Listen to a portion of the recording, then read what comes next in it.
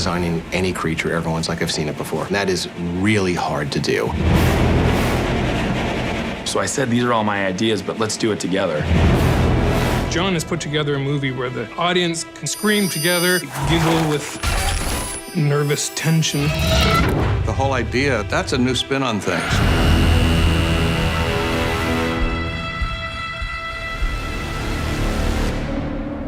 Lock it up. All right, settle in. Getting a visual effects company like ILM was going to be a huge win for us. I mean, that was one of the best experiences of the whole process. When you get somebody like ILM, I mean, that is a magic moment because they're as good as it gets in this business. One of the best bits of advice my dad gave me was one of the most confident things you can say as a person is, I don't know. Certainly with a movie like this, I'd never done horror, I'd never had visual effects before. There were a lot of I don't knows. Wait for it, and action. Scott FARRAR, who had done all the Transformers movies, jumped on the movie, was on the set with us and really helping with this creature, which was incredible to have. Everybody thinks, well, you have to have great visual effects. You know, they're not going to be successful unless you have a great story with interesting characters, and this had that. I was quite impressed.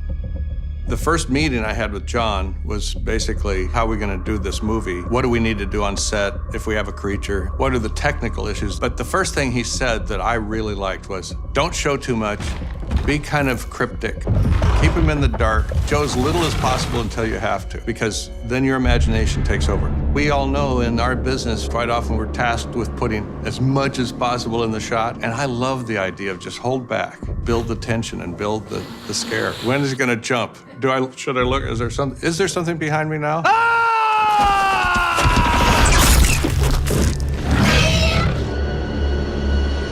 Kind of came up with this whole backstory and mystery together. And it was all this really fun stuff of how did they evolve, where are they from, why do they look the way they do. It was a conscious decision not to let the audience in on it because the family doesn't have a lot of information. They're living in a world where they're trying to figure things out.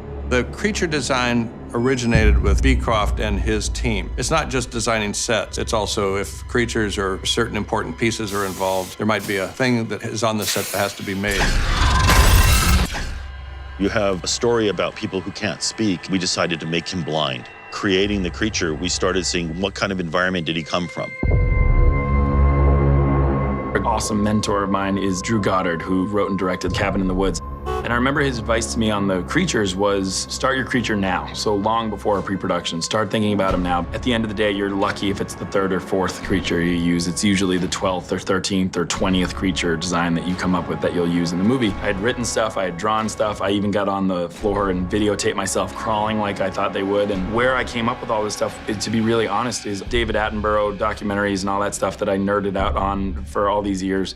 I started remembering all these creatures that he talked about, and I kind of stole from a bunch of real-life creatures, a lot of prehistoric fish and stuff like that that just look so crazy they don't look like they could be from this planet.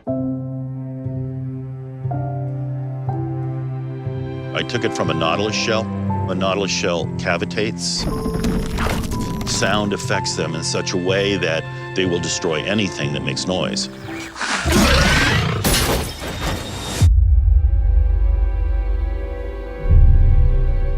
What was cool about working with John is he had a lot of specific reference. He had a very clear idea, but he was very open to letting us explore what that was going to look like. Even though we're working within a box, he let us kind of jump out of it here and there. First, it was what if we make it move around kind of like a bird? Got these weird, sharp movements, pose, pose, pose, opposed to, you know, smooth motions. Like, let's try that. Well, it didn't work so well because this is a big hulking creature. We have all these flaps all over the head for, you know, how it kind of listens to where things are. And John always had this idea that those flaps would flow. Like School of Fish and how they all behave together and how the ear works in general, how it captures sounds, like how our ear is like kind of curved. So we're trying to mimic that in the platings.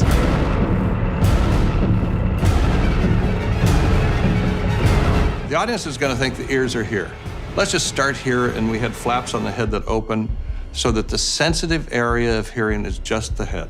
And we boiled it down to that, and then it worked. For the functionality, what would it look like underneath these plates or whatever? We were playing around with a lot of kind of inner ear stuff, and there's kind of weird, creepy design to that, so that sort of lended itself really well to this.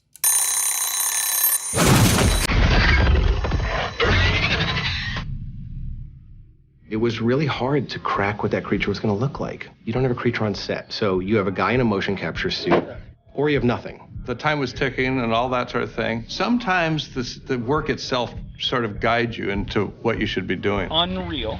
Two things. Yep. Look back more. Look back more. Keep that light up and look back more. John, he loves classic films. He loves Jaws, and he loves Hitchcock films, so we'd be doing things. Emily's in the bathtub, creatures coming up the stairway. And it's so often not the technology. It's portraying something that really creates a mood. So at first, there wasn't going to be much monster at all, but then the monster started looking so cool. We're like, yeah, it's a good idea. Let's show more of it at the end. And it's the sequence where the creature goes into the water, which is one of the most effective moments of the film because the creature could be anywhere under the surface. It's like a shark in the water. That was one of our first really good finished shots. We had a guy on set. He really went underwater. All the objects on the water, they sort of moved away from him. I talked to the animator, Alberto. I said, we can't interact with any of the props that are already here. We don't want to add CG props. So make sure that the creature gets in the water the same way that the actor does, but make it look creepy. When the actor's head came out of the water and caused the ripples, we had the creature's head come out of the water at the same timing. Come on, that's scary stuff. It's a subtle performance from these creatures. People are developing a keener eye for what they're seeing on the screen. We have to become more disciplined in trying to create something that appears real or believable. That can be a bit of a challenge. It's a very unique take on a creature, and it's a unique take on a movie, and it's really fun to be a part of something like that. I've been doing this for 20 years, and I absolutely love scary movies. ILM doesn't get a chance to work on them very often. And Quiet Place is its own thing. Working on this film was a real treat. They ended up delivering us a creature I couldn't be more happy with. You really hit a home run for us.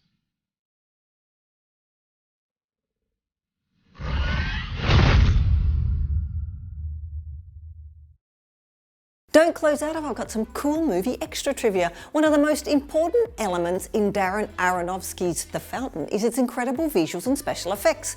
Now, when he realised his budget was too small for all the computer graphics he'd need, Aronofsky turned to other ideas. He hired macro photographer Peter Parks. Now, Parks was used to filming microorganisms in 3D, so he applied the same principles to create footage for The Fountain. The incredible effects to portray outer space were done for a mere $140,000 as opposed to the millions that CGI would have cost. Do you like my shirt? You can get one for yourself from the shop section under the video.